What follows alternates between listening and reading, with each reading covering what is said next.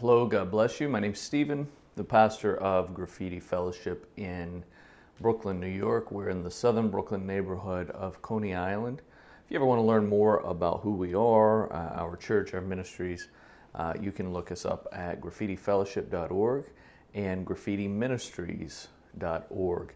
Welcome to our latest edition of our daily devotion. This is where we take a chapter from the Bible. Each day, we read a chapter from the Bible each day, 5 days a week. And this is meant to be just a tool to help us with developing a new habit of getting in God's Word each day.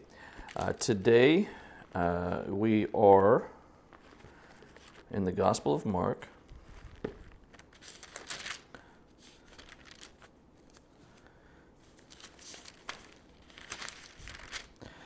And we are reading today Mark chapter 15. This is the next to last chapter in Mark's gospel. Things that we're going to encounter in this chapter, these are the subsections. Jesus' trial before Pilate. The soldiers mock Jesus, the crucifixion, the death of Jesus, and the burial of Jesus. Let's begin. Before we do, I'll just comment that there are 47 verses in chapter 15, which is about average length, what we've seen throughout this book thus far. Verse 1, very early in the morning, the leading priests, the elders, and the teachers of religious law, the entire high council, met to discuss the next step. Remember, they've arrested Jesus. They found him guilty in a mock trial based on falsified evidence. They bound Jesus, led him away, and took him to Pilate, the Roman governor. Pilate asked Jesus, "Are you the king of the Jews?" And Jesus replied, "You've said it." Then the leading priests kept accusing him of many crimes, and Pilate asked him, "Aren't you going to answer them? What about all these charges they're bringing against you?" But Jesus said nothing, much to Pilate's surprise. Now it was the governor's custom each year during the Passover celebration to release one prisoner, anyone the people requested. One of the prisoners at that time was Barabbas, a revolutionary who had committed murder in an uprising, and the crowd went to Pilate and asked him to release a prisoner as usual. "Would you like me to release to you this King of the Jews?" Pilate asked, for he realized by now that the leading priests had arrested Jesus out of envy or jealousy. But at this point, the leading priests stirred up the crowd and demanded the release of Barabbas instead of Jesus. And Pilate asked them, "Then what should I do with this man you call the King of the Jews?" They shouted back, "Crucify him." "Why?" Pilate demanded. "What crime has he committed?" But the mob roared even louder, "Crucify him!" So to pacify the crowd, Pilate released Barabbas to them. He ordered Jesus flogged with a lead-tipped whip, then turned him over to the Roman soldiers to be crucified. The soldiers took Jesus in the courtyard of the governor's headquarters, called the Praetorium, and called out the entire regiment. This is a bunch of troops. They dressed him in a purple robe. They wove thorn branches into a crown and put it on his head. And then they saluted him and shouted, "Hail, King of the Jews." They struck him on the head with a reed stick. They spit on him. They dropped to their knees in mock worship. When they were fully tired of mocking him, they took off the purple robe and put on his own clothes again. Then they led him away to be crucified. A passerby named Simon, who was from Cyrene, was coming from the countryside just then, and the soldiers forced him to carry Jesus' cross. Simon was the father of Alexander and Rufus. They brought Jesus to a place called Golgotha, which means place of the skull, and they offered him wine drugged with myrrh, but he refused it. Then the soldiers nailed him to the cross. They divided his clothes and threw dice to decide who would get each piece. It was 9 o'clock in the morning when they crucified him, and a sign announced the charge against him. It read, "King of the Jews." 2 revolutionaries were crucified with him, one on his right and one on his left, and the people passing by shouted abuse, shaking their heads in mockery. Ha! Look at you now. You said you were going to destroy the temple and rebuild it in 3 days. Well, save yourself and come down from that cross. The leading priests and teachers of religious law also mocked Jesus. He saved others, they scoffed, but he can't even save himself. Let this Messiah, this so-called King of Israel, come down from the cross so we can see it and believe in him. Even the men who were crucified with Jesus ridiculed him. At noon, darkness fell across the whole land until 3 o'clock. And then at 3 o'clock, Jesus called out with a loud voice, Eloi, Eloi, lama sabachthani, which means, my God, why have you abandoned me? Some of the bystanders misunderstood and thought he was calling out for the prophet Elijah. One of them ran and filled a sponge with sour wine, holding it up to him on a reed stick so he could drink. Wait, he said, let's see whether Elijah comes to take him down. Then Jesus uttered another loud cry and breathed his last. And the curtain in the sanctuary of the temple was torn in two from top to bottom. When the Roman officer who stood facing him saw how he had died, he exclaimed, this man truly was the Son of God. Some women were there watching from a distance, including Mary Magdalene, Mary the mother of James the younger and of Joseph, and Salome. They had been followers of Jesus and had cared for him while he was in Galilee. Many other women who had come with him to Jerusalem were also there. This all happened on Friday, the day of preparation, the day before the Sabbath, and as evening approached, Joseph of Arimathea took a risk and went to Pilate and asked for Jesus' body. See, Joseph was an honored member of the high council, and he was waiting for the kingdom of God to come. He's a follower of Jesus, in other words. Pilate couldn't believe that Jesus was already dead, so he called for the Roman officer and asked him if he had died yet. The officer confirmed that Jesus was dead, so Pilate told Joseph he could have the body. Joseph bought a long sheet of linen cloth, and then he took Jesus' body down from the cross, wrapped it in the cloth, and laid it in a tomb that had been carved out of the rock. Then he rolled a stone in front of the entrance. Mary Magdalene and Mary, the mother of Joseph, saw where Jesus' body was laid. Now that's the end of chapter 15, and obviously a very significant chapter, a very significant event, one of the most significant events in human history. Jesus' sacrifice, that which he came to earth to do, is finished. Now that's not the end of the story. In chapter 16, we're going to see his glorious resurrection, which gives us a promise of the same. It gives us hope because death has been defeated. But here in this chapter, several things going on. I just want to offer just a little bit of commentary on some of it. It's important to remember, again, and I highlighted this already as we began reading, but Jesus has been arrested. He's been found guilty in front of a Jewish tribunal, in front of a Jewish court. And this high council is it's kind of like a legislative body. There's two groups involved, the Pharisees and the Sadducees, and these two groups are the Jewish ruling. They're the Jewish religious leaders. Now, these two groups don't really get along, but together they comprise this council. They're like sort of religious-based political parties, kind of like we have Republicans and Democrats as the two most prominent parties, and they together comprise just about any legislative body in the United States. It's this way in Jerusalem at this time.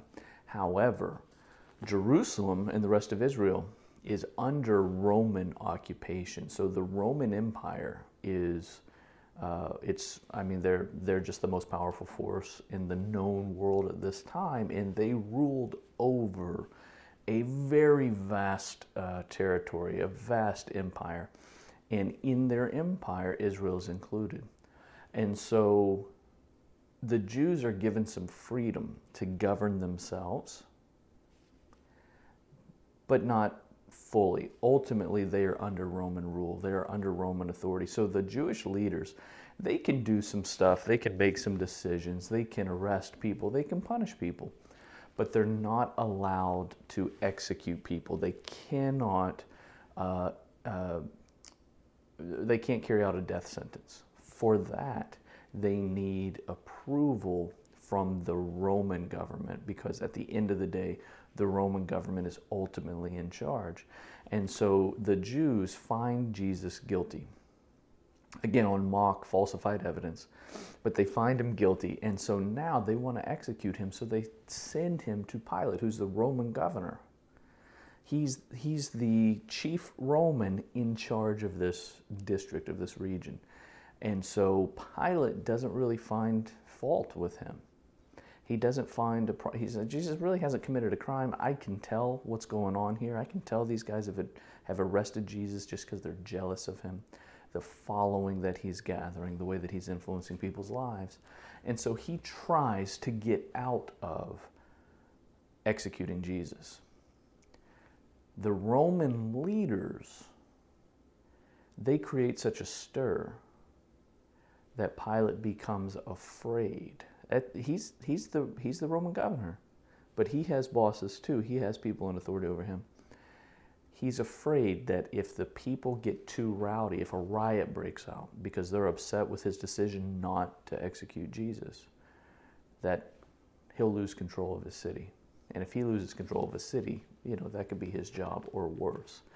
And so ultimately, he gives in to their demands to execute Jesus. We read elsewhere that he literally washes his hands sort of ceremoniously in front of them, saying, listen, this is on you, this isn't on me. I didn't want to execute this man. Something else that's significant is this scene beginning in verse 16 where the soldiers mock Jesus.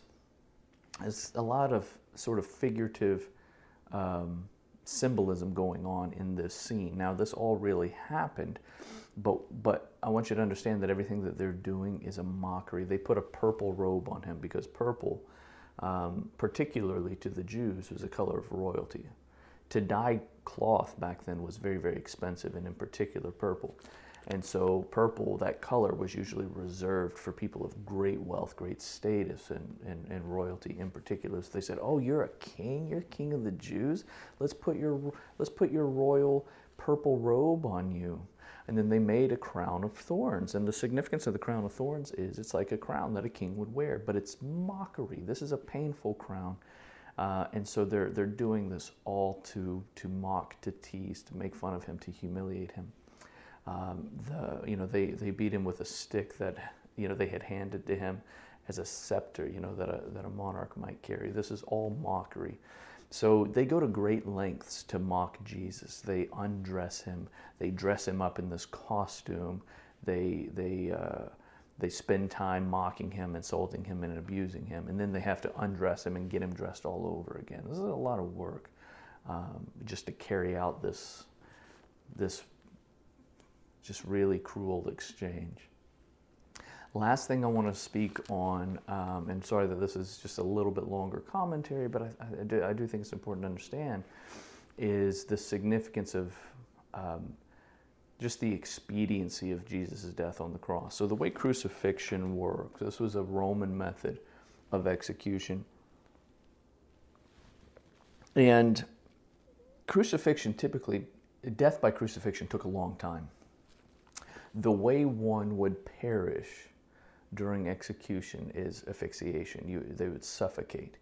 The posture that the body is suspended in on the cross, with the arms outstretched, in the way that the body weight is supported by that posture, by the way that the arms are extended.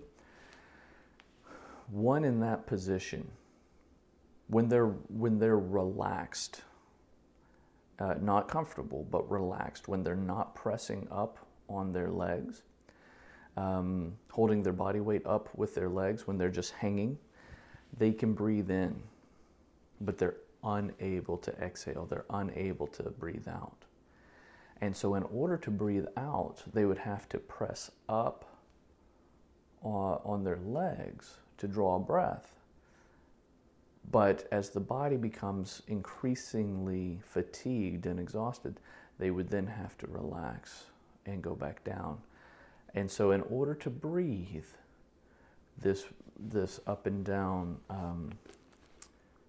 vacillation would have to continue.